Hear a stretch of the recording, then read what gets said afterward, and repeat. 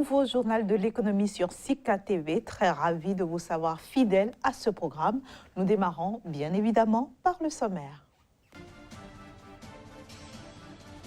L'économie zambienne affiche une bonne santé. Le pays devrait connaître une croissance de 5,1% en 2018.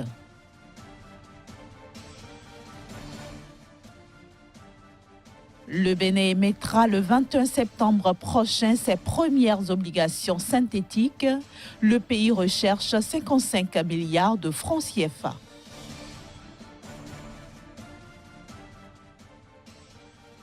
Enfin, la Côte d'Ivoire interdit les exportations de la fibre de coton par voie terrestre pour la campagne 2017-2018.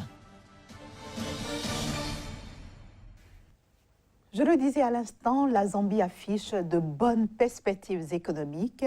C'est en tout cas ce que nous apprend la Banque centrale zambienne. Selon cette dernière, l'année 2018 se présente sous de bons auspices avec un taux de croissance estimé à 5,1% contre 4,3% pour cette année 2017.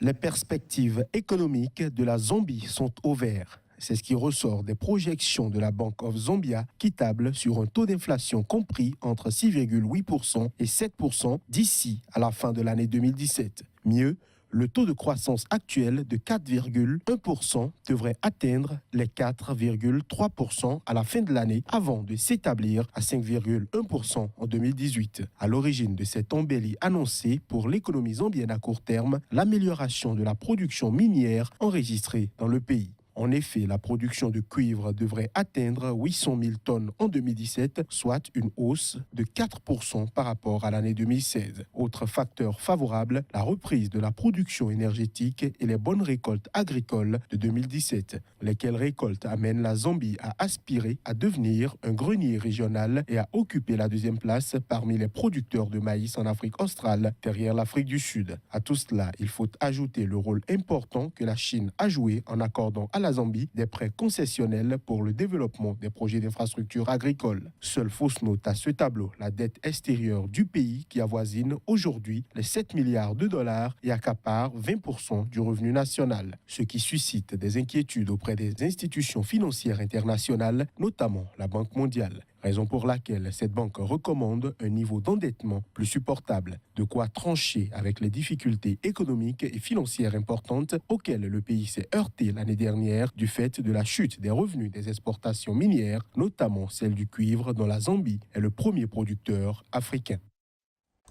Le Cameroun a atteint un taux de souscription record de 385% pour les bons du Trésor assimilables qu'il a émis la semaine dernière sur le marché de la Banque des États de l'Afrique centrale. Le pays qui recherchait 5 milliards de francs CFA s'est retrouvé finalement avec 19,25 milliards de francs CFA. Le taux d'intérêt minimum proposé était de 3,1% et le maximum 4,5%. Ces bons du Trésor ont une maturité de 13 semaines, c'est-à-dire in fine le 8 décembre prochain. Tout comme le Cameroun, le Bénin veut solliciter le marché financier. Après la Côte d'Ivoire, ce pays va procéder à l'émission de ses premières obligations synthétiques sur le marché de l'Union économique et monétaire ouest-africaine. À travers l'émission de ce nouveau produit du marché ouest-africain prévu pour le 21 septembre prochain, le Trésor béninois cherche à mobiliser 55 milliards de francs CFA. Le Bénin se prépare à l'émission de ses premières obligations synthétiques sur le marché financier de l'UEMOA. Prévu pour le 21 septembre prochain, le pays entend satisfaire un besoin de financement de 55 milliards de francs CFA. Nouveau produit du marché ouest-africain, l'obligation synthétique, qui est une sorte de panier de titres de dette composé de bons et d'obligations du Trésor détachables, a été lancé à Cotonou le 8 septembre dernier en présence de quelques investisseurs. Afin d'attirer de nouveaux profils d'investisseurs, nous devons sans cesse nous renouveler et d'offrir de nouvelles opportunités d'investissement qui répondent à leurs besoins. Une des principales clés de notre stratégie est la différenciation, et celle-ci réside dans l'innovation de nos produits. En d'autres termes, nous nous attachons à mettre à la disposition des investisseurs que vous êtes et des États des produits particulièrement calibrés à vos besoins et qui répondent à ceux-ci et à des attentes très spécifiques. C'est cette vision qui nous a conduit à l'élaboration du produit que nous appelons obligation synthétique et qui nous réunit aujourd'hui. Ce nouvel instrument de dette a la particularité de permettre aux souverains d'émettre pour un montant relativement conséquent en une seule opération sur le moyen et long terme. Il faut dire que le Bénin sera le deuxième pays de l'UEMOA à émettre ce nouveau produit financier après la Côte d'Ivoire. Les exportations de fibres de coton par voie terrestre sont interdites au cours de la campagne de commercialisation 2017-2018 en Côte d'Ivoire. La décision émane de la Direction générale des douanes qui précise que les expéditions de coton-graines par voie terrestre sont assujetties à l'obtention d'une fiche d'autorisation d'exportation signée par le Conseil du coton et de l'Anarcade. Il faut noter que la Côte d'Ivoire table sur une production de 350 000 tonnes de coton en 2017-2018, une production favorisée par les bonnes conditions météorologiques et un prix plus rémunérateur pour les acteurs de la filière. Direction maintenant Ibiza, une destination de plus en plus prisée.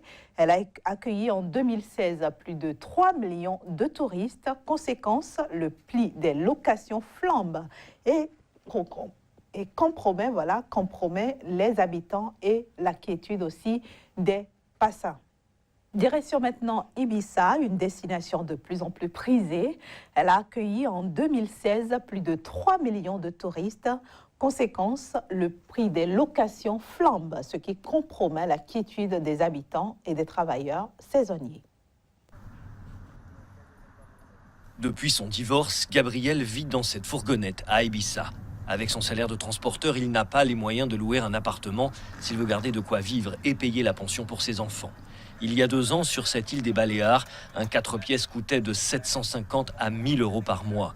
Aujourd'hui, pour ce prix, on trouve seulement une chambre en colocation. Une location me coûterait la moitié de ce que je gagne. La moitié. Et j'ai des enfants. Je dépense de l'argent pour eux aussi. Il me resterait 500 euros. Je n'aurais pas de quoi vivre. C'est vraiment difficile. Le tourisme est en grande partie responsable de cette envolée des loyers à Ibiza. En 2016, l'île a attiré plus de 3 millions de visiteurs, 2 fois plus qu'en 2010. Une aubaine pour les propriétaires de logements. Nous avons perverti le système. Nous avions une répartition correcte entre une zone résidentielle, des immeubles d'habitation et d'autres zones touristiques. Et aujourd'hui, tout est devenu touristique. Autre victime de cette flambée des locations, les travailleurs saisonniers qui débarquent avec les touristes quand la population de l'île triple et atteint 400 000 habitants.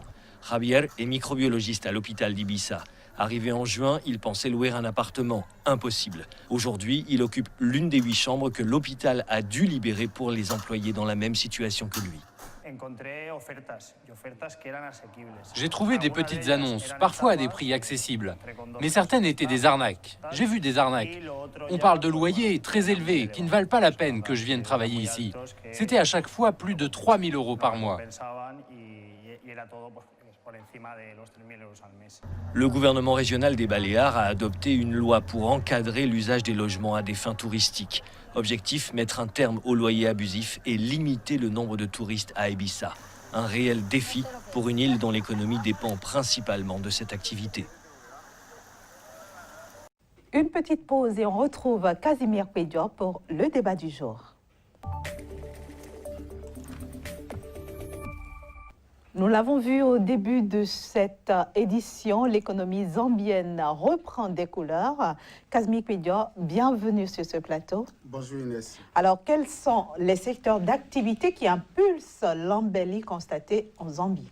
Il faut dire qu'après 2016, comme le sujet précédent l'annonçait, l'économie zambienne a repris donc timidement sa croissance et c'est le secteur donc primaire et le secteur tertiaire qui aujourd'hui sont en train de donner une nouvelle vie, un souffle nouveau donc à l'économie zambienne. Il faut déjà dire que à travers le secteur primaire, on note ici une reprise de l'activité agricole surtout au niveau donc du pays, en plus donc des efforts qui sont déployés par le gouvernement au niveau du sous-secteur minier, notamment dans certaines régions, notamment au niveau du nord et ouestern, où quand même le gouvernement a pu aujourd'hui s'offrir quelques aisances en termes d'exploitation donc du cuivre, qui est aujourd'hui la principale activité au niveau donc de la Zambie.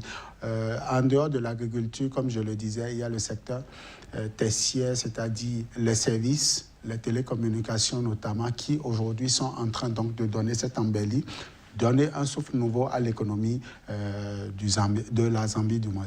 Vous l'avez dit, Casimir Pedjo, les autorités du pays font beaucoup d'efforts. En 2016 notamment, ces autorités ont lancé un programme de redressement économique du pays en 5 points.